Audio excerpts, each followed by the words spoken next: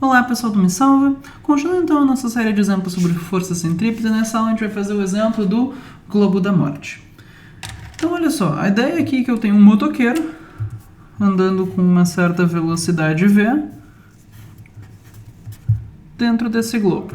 E eu quero saber, por exemplo, a velocidade mínima para ele não cair. A velocidade mínima que ele tem que ter, né, para quando ele chegar aqui em cima, ele não cair. E como a gente comentou nos outros vídeos, a ideia é para trabalhar com forças em movimento circular, força centrípeta, é sempre a mesma. A gente tem que desenhar as forças e a força centrípeta é a resultante que aponta para o centro. Esse é o primeiro passo. Então, olha só, quais as forças que agem no motoqueiro? Aqui, ele sofre, como ele está encostando no chão, o chão faz uma força para não deixar ele afundar dentro dele, né, que é a normal. E esse motoqueiro também tem um certo peso, né, que vale mg, a massa dele vezes a gravidade. Aqui em cima, quais as forças que agem nele?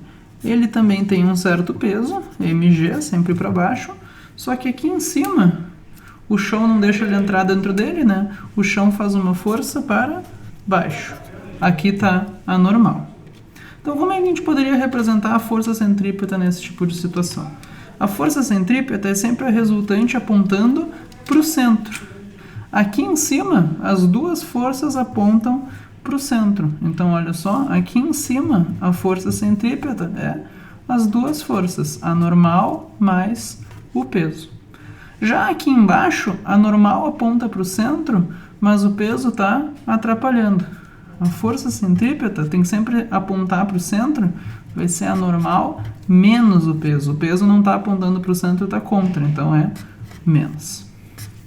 Então notem que nesse tipo de situação, onde tem mais de uma força na direção do centro, a força centrípeta vai ser uma combinação delas, sempre a resultante na direção do centro.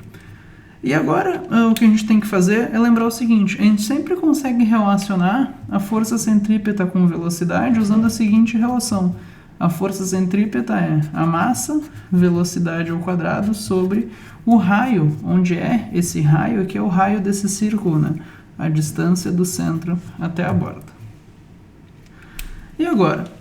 Bom, já que eu quero a velocidade mínima para não cair, eu estou falando do pior caso, onde ele está quase caindo.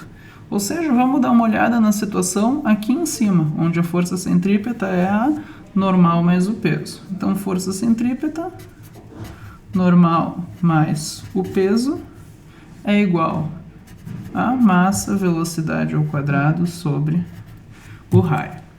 O que a gente tem que se dar conta aqui é o seguinte: eu estou falando do pior caso, ele está quase caindo. Se ele está quase caindo, ele está desencostando.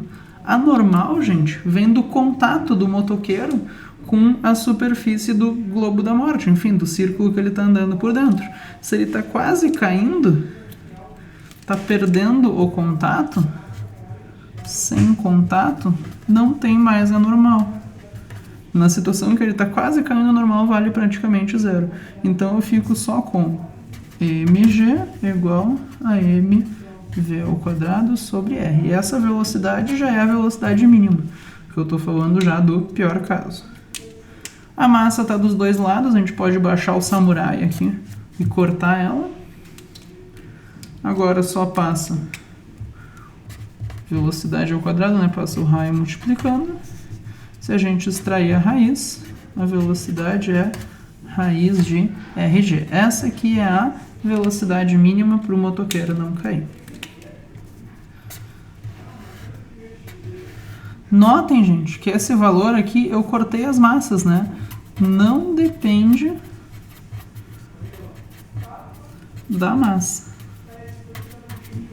Tá? Para qualquer pessoa, seja ela magra ou gorda, a velocidade mínima para não cair no mesmo círculo, né, é a mesma. Só depende basicamente da gravidade no lugar, que é a mesma para todo mundo aqui na Terra, né, e do raio. Isso não quer dizer, tá, gente, que embora a velocidade seja a mesma, quer a pessoa seja magra ou gorda, tá, O que vai fazer diferença a massa da pessoa? Bom, o quão fácil ela consegue chegar nessa velocidade com certeza varia, se a pessoa é magra ou se a pessoa tem mais massa. Mas a velocidade que a pessoa tem que chegar não depende da massa da pessoa. Então tá, gente, por esse exemplo era isso, tá? O exemplo do Globo da Morte, um exemplo bem famosinho, digamos assim, bem importante. Espero que tenham entendido, obrigado pela atenção e até a próxima.